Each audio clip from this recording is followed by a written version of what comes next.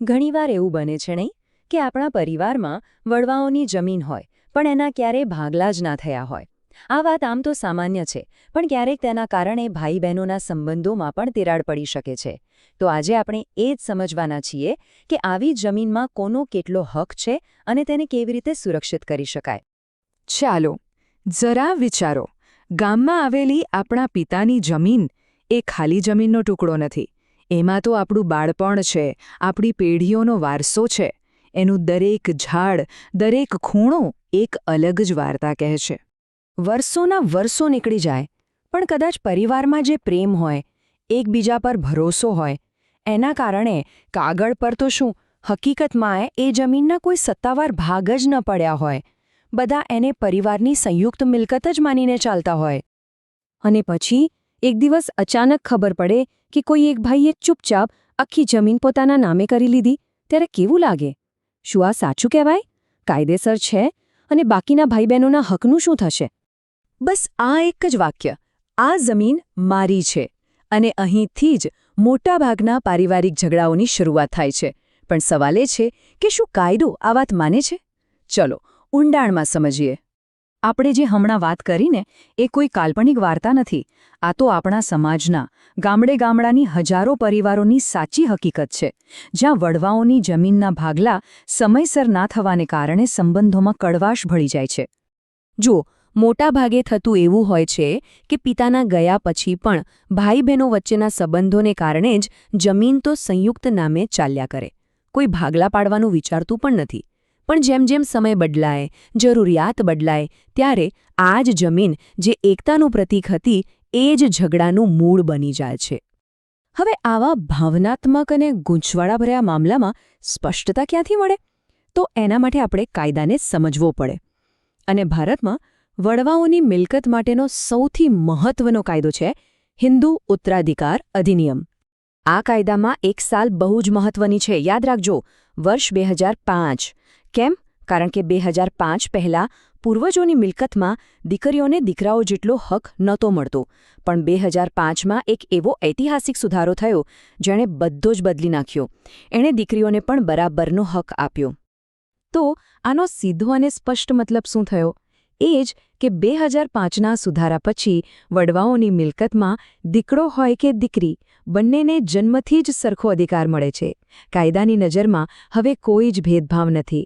જેટલો હક દીકરાનો એટલો જ દીકરીનો. સારું, તો હવે એ તો સમજાઈ ગયું કે બધાનો હક સરખો છે. પણ પેલી જમીનનું શું, જેના ભાગલા જ નથી થયા? એને કાયદાની ભાષામાં શું કહેવાય?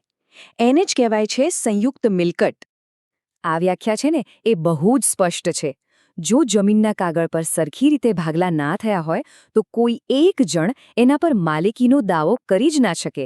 જેટલા પણ કાયદેસરના વારસદારો છે એ બધા જ એના સહમાલિક એટલે કે જોઈન્ટ ઓનર ગણાય. અને આ સંયુક્ત મિલકતના 3 સોનેરી નિયમો છે જે ક્યારેય ભૂલવા નહીં. પહેલો, દરેક વારસદારનો એમાં હિસ્સો છે, ભલે એનું નામ કાગળ પર હોય કે ના હોય. બીજો, કોઈ એક ભાઈ કે બહેન પોતાની મરજીથી આખી જમીન વેચી શકે નહીં. અને ત્રીજો, જે સૌથી અગત્યનો છે, જો જમીન વેચવી જ હોય તો બધા જ વારસદારોની સહી, એમની સંમતિ એ ફરજિયાત છે. પણ માને લો કે કોઈ આ નિયમો માને જ નહીં તો?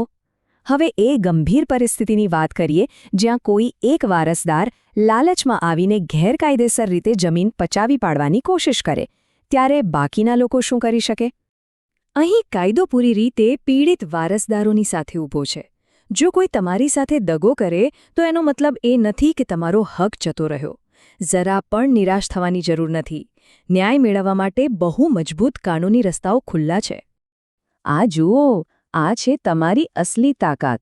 માની લો કે કોઈ એક ભાઈએ બાકીના બધાની જાણ બહાર જમીન વેચી મારી, તો બાકીના વારસદારો સીધા કોર્ટમાં જઈ શકે છે. અને કારણ કે આવું વેચાણ કાયદાનું સીધું ઉલ્લંઘન છે, એટલે મોટાભાગના કિસ્સામાં કોર્ટ આવા વેચાણ દસ્તાવેજને રદ જ કરી દે છે. હું જાણું છું આ બધી કાયદાની વાતો ક્યારેક અઘરી લાગે છે. ચાલો આને એકદમ સહેલા ઉદાહરણથી સમજીએ, જેથી બધું ગણિત પાણીની જેમ સાફ થઈ જાય. ધારી લો કે એક પિતા પાસે કુલ 12 એકર વારસાઈ જમીન છે. અને એમને 3 સંતાનો છે, 2 દીકરા અને 1 દીકરી. તો 2005ના કાયદા પ્રમાણે જ્યારે આ 12 એકર જમીનના ભાગ પડશે ત્યારે શું થશે? ત્રણેય વચ્ચે કોઈ જ ભેદભાવ નહીં. દરેકના ભાગે બરાબર 4-4 એકર જમીન આવશે. એકદમ સરખો હિસ્સો. આપણે આટલી બધી વાત કરી, પણ અંતમાં એ સમજવું બહુ જરૂરી છે કે આખી વાત ખાલી જમીનના ટુકડાની કે કાયદા કાનૂનની નથી. આ વાત એના કરતાં ઘણી ઊંડી છે. આ વાત પરિવારની ભાવનાઓ, સંબંધો અને પેઢીઓના વારસા સાથે જોડાયેલી છે. આ વાક્ય જો, જમીન માત્ર સંપત્તિ નથી, તે પરિવારની ઓળખ છે. કેટલું સાચું છે નહીં? વડવાઓની જમીન આપણા મૂળ સાથે, આપણા ઇતિહાસ સાથે જોડાયેલી હોય છે. એ આપણી ઓળખ છે. પણ તકલીફ ક્યાં થાય છે? જ્યારે આપણને આપણા પોતાના હક વિશે જ ખબર ના હોય. ત્યારે વિશ્વાસ તૂટે છે. અને જે જમીન પરિવારની ઓળખ હતી એ જ ભાઈ બહેનો વચ્ચે ઝઘડાનું કારણ બની જાય છે. આ અજ્ઞાનતા સંબંધોમાં એવી તિરાડ પાડી દે છે જે પછી ક્યારે સંધાતી નથી. તો છેલ્લે આ એક સવાલ આપણી સામે છે કે કાયદાની આ જાણકારીનો ઉપયોગ શું ખાલી કોર્ટમાં લડવા માટે જ કરવાનો છે? કે પછી એનો ઉપયોગ પરિવારમાં એકબીજા સાથે બેસીને, વાતચીત કરીને, દરેકને સન્માન સાથે એમનો હક આપીને આપણા વારસાને સાચવવા માટે કરવાનો છે? આ નિર્ણય તો પરિવારે જ લેવાનો છે.